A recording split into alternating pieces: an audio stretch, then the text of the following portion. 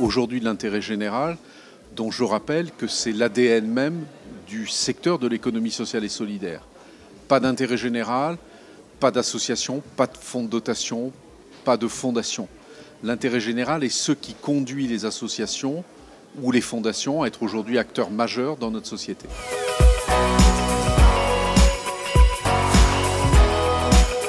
Tous les 2 ans, Admical fait une étude sur un baromètre du mécénat d'entreprise en France.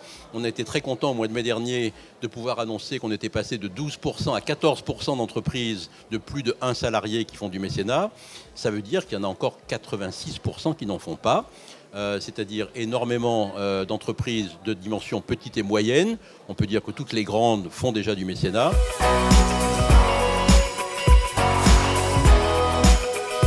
Sorte de cette société totalement clivante et clivée de la vision de l'économie, élaborons autour du fait que l'intérêt général doit être porté par du non lucratif et l'intérêt privé et capitalistique par des sociétés, mais au contraire faire le pari de la création d'une société, d'une entreprise qui puisse cumuler ces divisions, les réunir et générer un profit qui soit au bénéfice de l'intérêt général.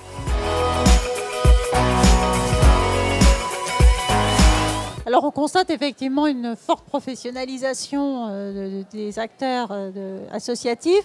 Alors je pense qu'il y a 2 grandes raisons. La première, c'est que le secteur associatif attire de plus en plus de jeunes diplômés ou de gens qui ont eu un parcours professionnel dans des entreprises.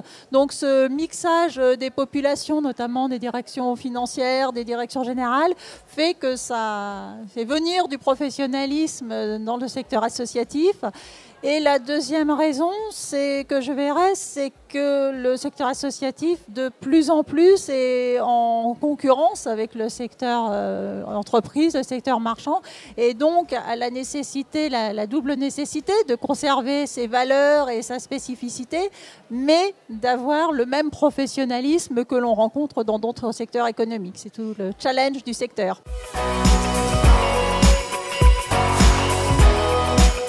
Il faut pouvoir surmonter cette tendance naturelle à agir en solo, voilà, briser la résistance qu'on a de faire avec les autres et puis au fond, autrement dit, lâcher le pouvoir pour aller vers le devoir, un devoir consenti pour partager une certaine confiance. Ça, c'est le premier point. Le deuxième, c'est d'essayer de convaincre les autres partenaires, des partenaires à qui il faut laisser une place, parce que c'est pas évident de laisser sa place. Et puis enfin, il faut aussi accepter, si vous voulez, que le bénéfice, le retour d'image ne soit pas le même à plusieurs que seul, si on était seul dans l'action. Il va falloir passer du silo où chacun fait les choses dans son coin, au réseau où on travaillera en commun, où on travaillera avec des partenaires, avec de toutes sortes d'ailleurs, qui seront des partenaires associatifs, de fondations, partenaires d'entreprises.